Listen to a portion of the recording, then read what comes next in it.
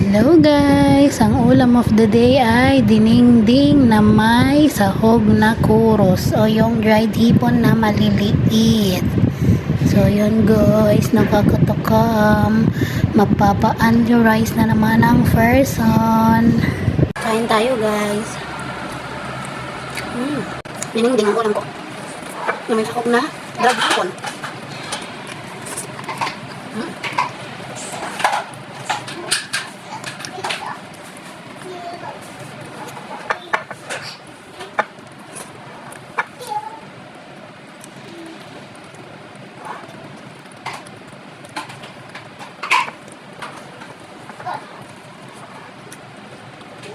Sarap guys. Ako ng bagoong. Yung dried hipon na yung nagpalasa. Siyempre, lagyan ko malit sa lahat.